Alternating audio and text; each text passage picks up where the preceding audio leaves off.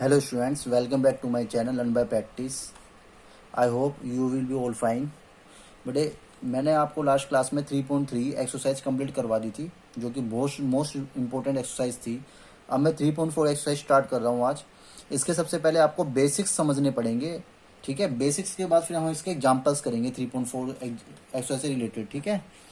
तो बेसिक्स में क्या है, आपको याद होगा मैंने चैप्टर के स्टार्टिंग में एक चीज़ बताई थी आपको,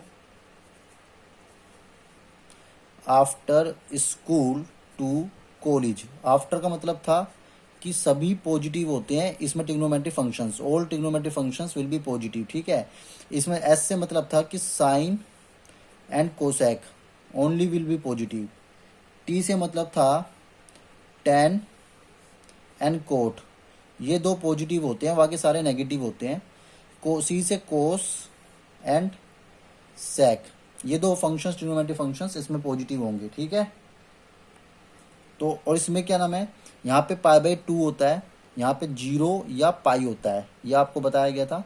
इसे पाई भी कहते हैं या जीरो, सॉरी पाई कह रहा हूँ, 2 पाई, तो इसको 2 पाई या 0 कहते हैं, ठीक है। यहाँ पे जो एंगल होता है ये पाई होता है और ये होता है 3 पाई बाई 2 होता है। क्लियर है यहाँ तक, ठीक है। इसकी मदद से ही हम यहाँ पे ना प्रिंसिपल सॉल्यूशन और जनरल सॉल्यूशंस के बारे में पढ़ेंगे। अब आपको हमें निकालना पड़ेगा ऐसे क्वेश्चन में प्रिंसिपल सॉल्यूशंस एंड दूसरा जनरल सॉल्यूशंस। अब जनरल सॉल्यूशन प्रिंसिपल सॉल्यूशन में डिफरेंस क्या होता है पहले ये समझ लेते हैं। जो वैल्यू ट्रिग्नोमेट्रिक फंक्शंस की 0 से 360 के बीच में होती है उसे कहते हैं प्रिंसिपल सॉल्यूशन। जिसकी वैल्यू, दोबारा सुन बता देता हूँ, जिसकी वैल्यू 0 से 360 के बीच में होती है उसे कहते हैं प्रिंसिपल सॉल्यूशन। क्लियर है, दोबारा समझ लीजिए बेटा। जिसकी वैल्यू 0 से 360 के बीच में होती है उसे कहते हैं प्रिंसिपल सॉल्यूशन, ठीक है। और जिसकी वैल्यू, जनरल सॉल्यूशन क्या होता है, second part general solution. General solution जिसकी वैल्यू 360 से ग्रेटर होगी, आप 360 से ग्रेटर कह दो या 2 पाई से ग्रेटर कह दो, दोनों बोथ आर सेम थिंग। जिसकी वैल्यू 0 से 360 से ग्रेटर या 2 पाई से ग्रेटर होंगी, दोनों इक्वली होते हैं, क्योंकि उसे कहते हैं जनरल सॉल्यूशन। मतलब in the terms of N pi के टर्म्स में होंगी। जैसे एग्जांपल लेते हैं, ऐसे समझ में नहीं आएगा, एग्जांपल से लेते हैं।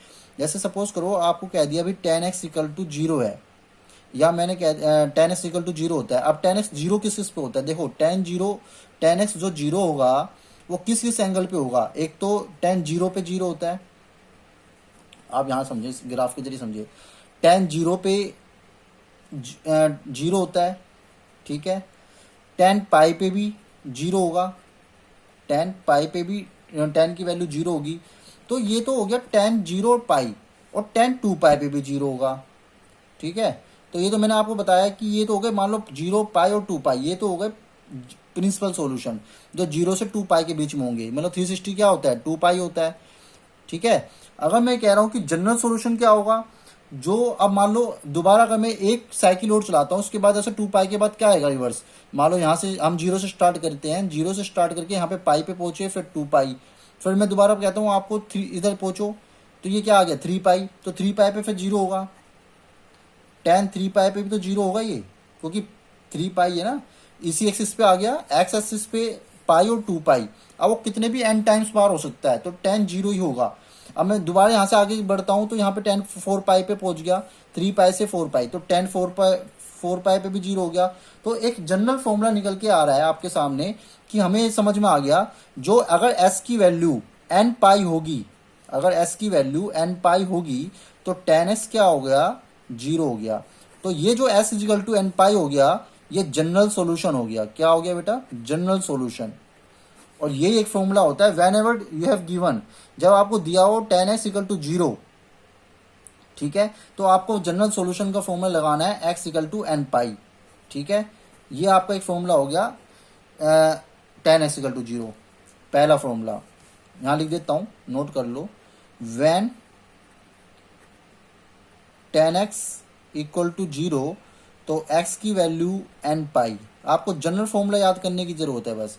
दूसरा similar, when sine x equal to 0 दिया हुआ हो आपको, तो x इजिकल टू क्या हो जाएगा, एन पाई होगा। अब समझो ये भी एन पाई क्यों होगा, जनरल सोल्यूशन, इसका जनरल सोल्यूशन एन पाई क्यों होगा।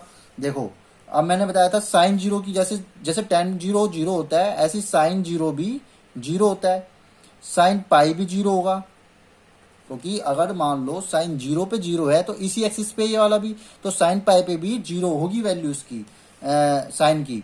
फिर इधर आ गया आप साइन टू पाई पे भी जीरो हो गया, तो साइन टू पाई तक तो हो गया प्रिंसिपल सॉल्यूशन। अब टू पाई से अगर आप ऊपर जाओगे, दोबारा साइकिल कंटिन्यू करते हो, यहाँ पे आते हो, थ्री पाई आ गया, फिर फोर पाई, तो थ्री, फिर फाइव पाई, फिर सिक्स पाई, फिर सेवन पाई, फिर एट पाई। तो ऐसे ये बार बार जितनी बार पाई पे इस वाली एक्सिस पे आओगे उतनी बार आपका जीरो होता चला जाएगा, चाहे वो कोई भी एन पाई हो।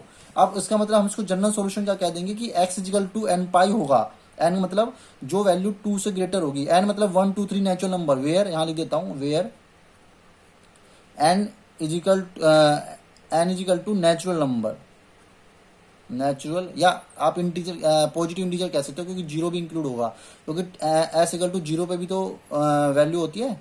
तो आप कह सकते हो एन की वैल्यू जो होगी इंटीजर होगी, इंटीजर। क्लियर है, यहां भी आप एन कह सकते हो integer.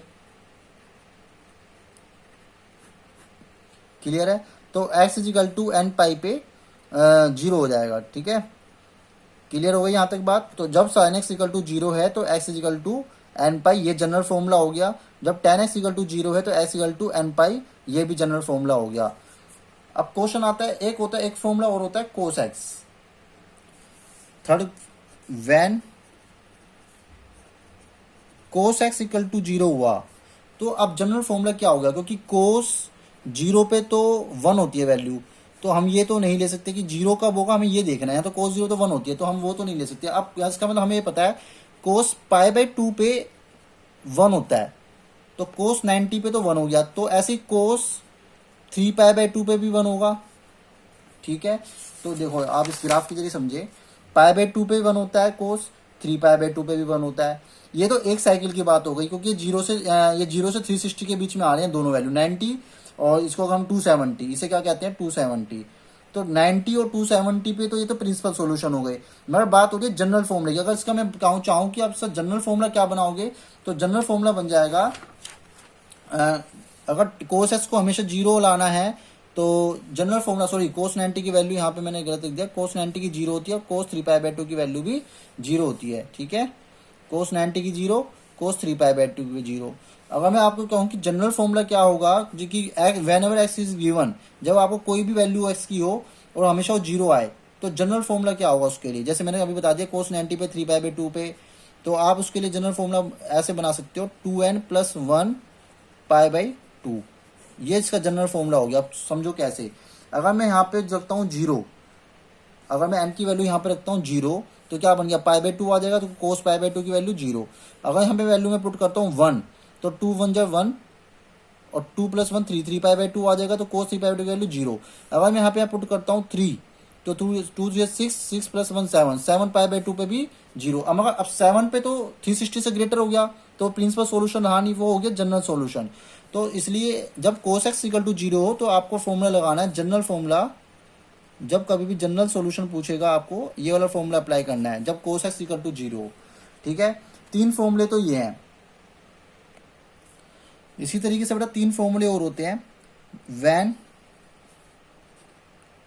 Sign x equal to sine Y.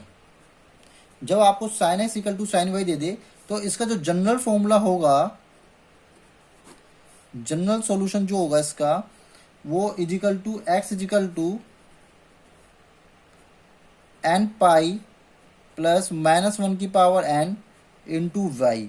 ये आपको फॉर्मूला याद कर लेना है। ठीक है, fifth question, fifth formula, when cos x equal to cos y, तो जिसका जनरल सॉल्यूशन होगा एक्स इजिकल टू, देन इसका जनरल सॉल्यूशन जो होगा वो होगा two n pi plus minus y. And sixth formula आपको याद करना है, when tan x equal to tan y, तो then x equal to n pi plus y. मैं आपको ये भी बताऊंगा बेटा जब आपको क्वेश्चंस करवाऊंगा ये फॉर्मूला याद कैसे करने हैं, लॉजिक बताऊंगा उसका।